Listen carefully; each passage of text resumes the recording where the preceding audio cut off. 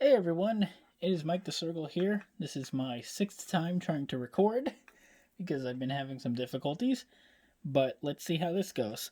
So, here's another work in progress model. It's almost done, I just have some minor things to do.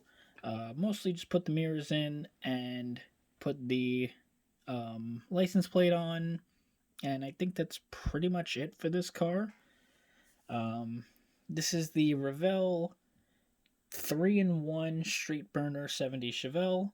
One of my all-time favorite model kits. I found one online recently for pretty cheap, and I picked it up, which is, well, this car. And I wanted to see if this kit was as good as I remembered, because I bought a lot of these when I first started getting back into the model hobby, and I remember it just being my favorite model kit of all time, and I wanted to see if it held up still.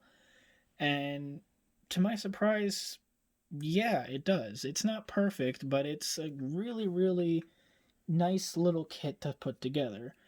It's pretty stress free. The interior is just a bucket. It's very simple, but it works. It works really well. I think it's definitely a really good little kit that Revell should definitely bring back, especially since they just brought back that Super Bee, which reminds me a lot of this kit because it's very similar with how um, simplistic it is. Great little kit, and I really wish that Revell would bring it back. Maybe they will. Maybe they won't. I don't know. Maybe we'll get some correct scale stripes because these are 1/25th scale stripes on a 1/24th scale car, so they're just a little bit short of where they're supposed to go. But we'll ignore that. But this car is owned by a character that I have named Claire. It is not a real Chevelle. It is a Chevy Malibu, 1970, that had a like a Stovebolt 6, I think it's called, in it. That it originally had a small block, but that small block was well worn out and was swapped for a 6 cylinder. And the car was pretty bad. The panels were all rotted. And when she got it, the person was restoring it and redid the entire frame, all rust prevented the floor and everything. But the only thing that was the biggest problem was the panels, doors, and everything was all completely rusted and rotted. So she completely redid it. Went to like year one, got new um, quarter panels and fenders. And it's not 100%, like the hood is fiberglass on her car. It's not metal, like, so it's not 100% accurate to a real Chevelle, but she's made it into a Chevelle, basically.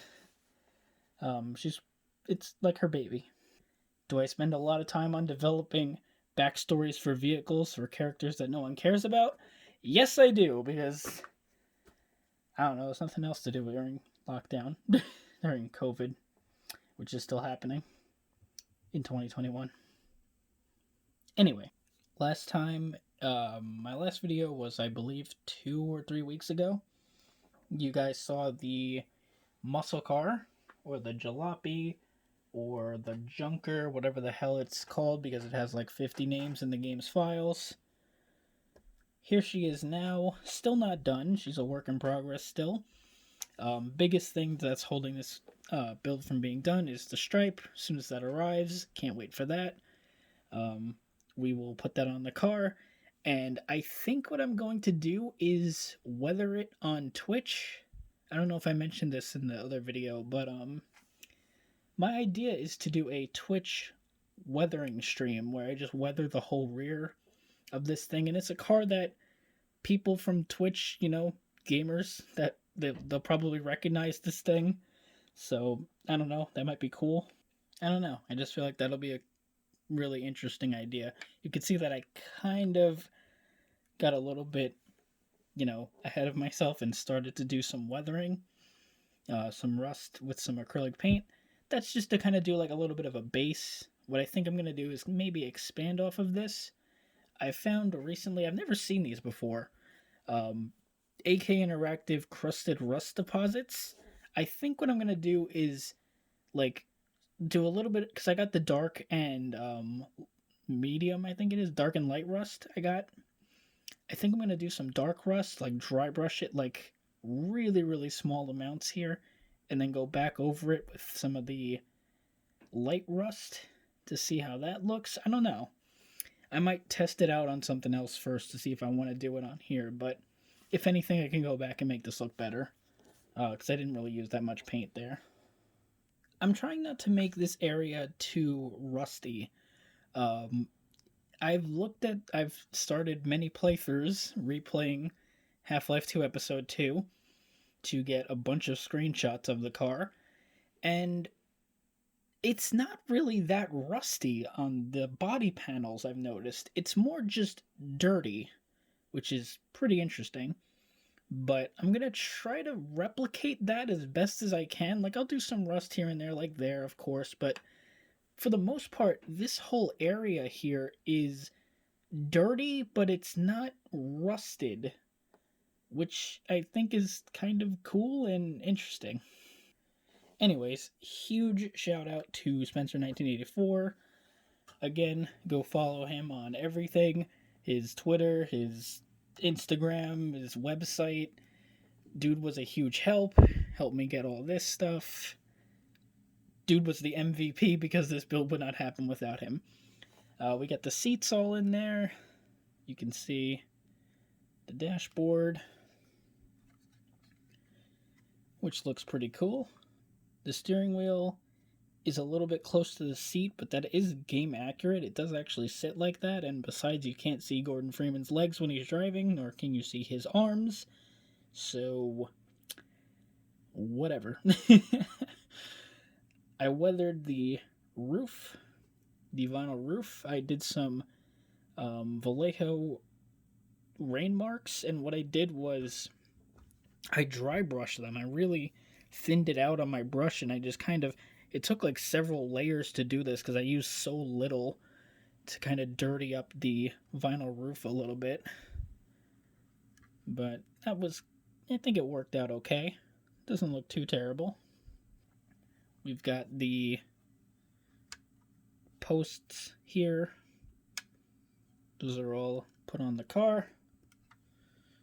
My only complaint is I think I probably should have mounted them up here rather than down here. Like, I should have made these a little bit longer.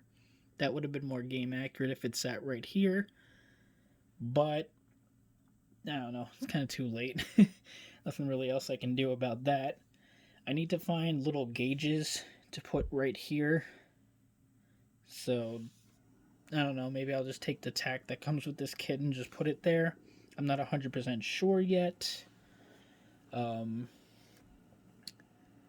Is the front end, which I did do some weathering to. I don't know if I showed this off in the last video, but I've added some, there's the famous dirt mark that's on the front of this thing,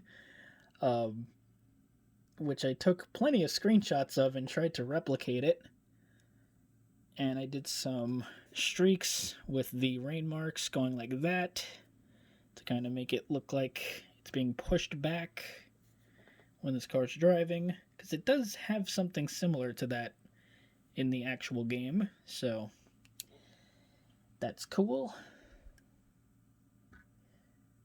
And yeah, just trying to make this thing as game accurate as possible, and people have been receiving this car pretty well online. People have been like, oh my god, it's the Half-Life 2 car, oh my god, and I love that. I love when this car gets recognition and people just go, oh my god, yeah, I remember that thing. It's so cool.